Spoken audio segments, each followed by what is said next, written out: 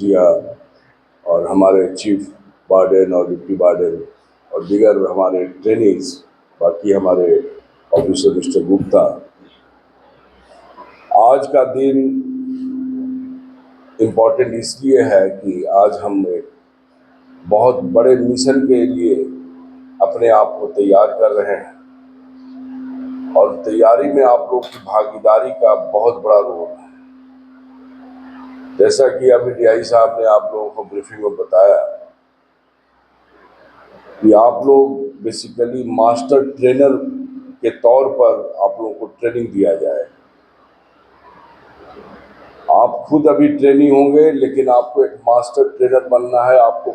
लोगों को ट्रेन करना है और आप लोगों से बड़ी उम्मीद की जा रही है और आप लोग अपने एक्सपीरियंस के बल पर डिफरेंट डिस्ट्रिक्टों से आप लोग शिरकत किए हैं। इवन लद्दाख से, लेह और कारगिल से भी हमारे दो रिप्रेजेंटेटिव यानी 4 लोग आए हुए हैं। उम्र के हिसाब से आप लोग इसमें बड़े यंगस्टर्स भी कुछ मैं देख रहा हूँ, लेकिन हुनर होने के लिए उम्र की ज़रूरत नहीं होती है। काबिलियत कम उम्र में भी हो सकता है और ज़्यादा उम्र में भी नहीं हो सकता।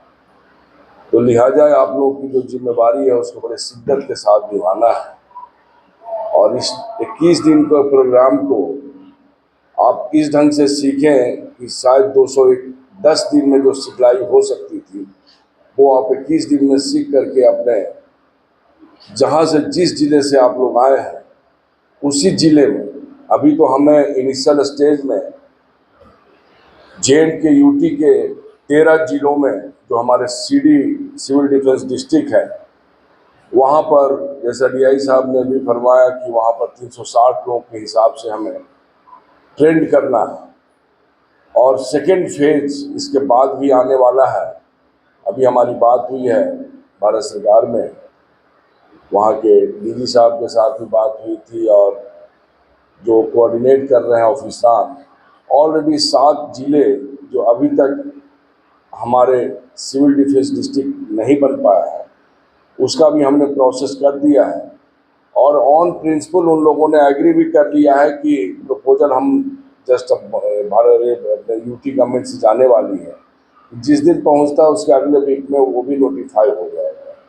जैसे ही नोटिफाई होगा तो 360 के हिसाब से अगेन हमारी अगले फेज में ट्रेनिंग का प्रोग्राम वहाँ भी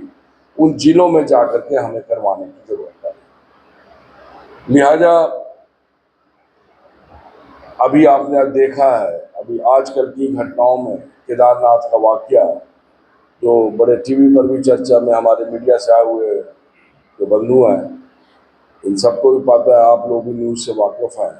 कि देखिए जो डिजास्टर का आलम है, आपदा कैसे आता है किसी को नहीं पता चलता। हम सोए हुए होते हैं और अचानक प्रकृति कभी कुछ से कुछ कर जाती है और अनचाहे असमय लोग मौत की गोद में सो जाते हैं और बहुत लार्ज स्केल पर डिजास्टर हो जाता है। तो हम लोगों को अपने आप को पहले इस लेवल पर ट्रेंड करना है कि आने वाले जो हर जिले में जो वॉलंटियर्स हैं हमारे सिविल डिफेंस के, उनको ट्रेंड करें ताकि वो जहाँ पर भी हैं, जिस रूप में हैं, जिस गांव को बिलोंग करते हैं उस गांव का प्रतिनिधि बन करके वहाँ के लोगों को वो फर्दर ब्रीफ करके, मोटिवेट करके अपनी जो सिखलाई है उसको ग्रास रूट लेवल पर ले जाए। मतलब ये स्थिति हो कि गांव का हर आदमी आपदा की स्थिति में तैयार मिले, चाहे वो मैनमेड आपदा हो या नेचुरल हो, दोनों परिस्थितियों के लिए हमने अपने आप को तैयार करना है। अभी जो हम प्रोग्राम आने वाले दिनों में, अभी आपको मैं बता दूं, ये तो हमारे पास SDRF, सिविल डिफेंस और होमगार्ड की जिम्मेवारी तो है ही है, साथ ही साथ में DG फायर एंड इमरजेंसी भी है और पिछले 3 सालों में हमने 8.5 लाख लोगों को फायर के प्रिवेंटिव, आग यदि की घटना कहीं घटती है तो पूरे स्टेट जो यूटी ऑफ JNK है, लास्ट 22 से लेकर के अभी तक 8.5 लाख लोगों को हमने ट्रेनिंग प्रोग्राम इम्पार्ट करा हुआ है। इसमें ज़्यादातर हमने यंगस्टर्स को इसमें फोकस करा, जो स्कूल के 10वीं से ऊपर के बच्चे हैं, कॉलेज के बच्चे हैं, साथ ही साथ जो हमारा मेडिकल सेंटर है, लाइक कोई हॉस्पिटल्स हैं, उसके एम्प्लॉयज़ को, और उस ढंग से करते हुए लगातार ये प्रक्रिया चल रही है। और वो मिशन हमने ऑन ओन शुरू किया, उसमें कहीं कोई प्लानिंग नहीं थी। हमारे 180 फायर स्टेशन है यूटी ऑफ जे.एंड.के में। जब लोगों से हमने इंटरेक्ट किया, तो उनसे बात जब किया, तो कई स्टेशन को साल में हार्डली 2 या 3 फायर इंसिडेंट की घटनाओं पर ही जाना पड़ता था, तो लिहाजा बैठे रहते थे और कोई काम भी नहीं था। हमने कहा कि ये काम तो शुरू कर दो, कम से कम लोगों में आपका रेपुटेशन बनेगा, कॉन्फिडेंस बनेगा लोगों को आपके सिस्टम में, आपके डिपार्टमेंट में, और साथ ही साथ जिस काम के लिए हैं कि हम जिंदगी की हिफाजत कर सकें लोगों की, और नेशनल संपत्ति के नुकसान को हम रोक सकें, उसमें हम कुछ कंट्रीब्यूट करें। और अगस्त 2022 से हमने ये मिशन स्टार्ट करा, और अभी तक करीब हजारों ये हमने अवेयरनेस का प्रोग्राम करके करीब 8.5 लाख से ज़्यादा लोगों को ट्रेनिंग दिया, ताकि हर उसका पीछे मिशन भी हमने रखा, हर घर फायर फाइटर,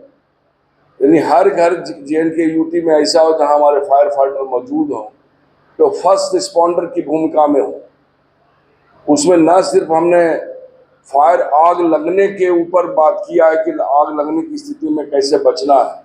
बल्कि आग लगने से कैसे बचना उसकी भी हमने ट्रेनिंग में मॉड्यूल में रखा हुआ है। हम सब लोगों को पता है, हर घर में देखिए, मैंने कुछ एग्जाम्पल एक आध देना चाहूँगा कि हमने उस मॉडल को भी रखा है उसमें, क्योंकि जब आग की घटना घटती है तो लोग पैनिक हो जाते हैं, और अफरा तफरी की हालत में यदि घर ऊंचा है, 2-3 मंजिल के हैं, तो लोग छलांग लगा जाते हैं।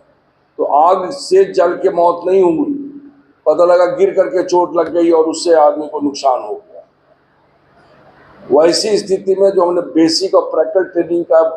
अप्रोच लगाया कि हर घर में ब्लैंकेट होता है, कभी किसी मंजिल पर सपोज दूसरे मंजिल पर आग लग जाती है, तो हम उस रूम से भी कैसे निकल करके बाहर बच के निकल जा सकते हैं। ब्लैंकेट को यदि हम पानी में बकेट में डाल दें, चूँकि पानी भी है और ब्लैंकेट भी यदि मौजूद हमारे पास, गीला करके यदि कोई भी आदमी अपने शरीर के साथ पूरी तरह ब्लैंकेट लपेट के यदि निकल जाए,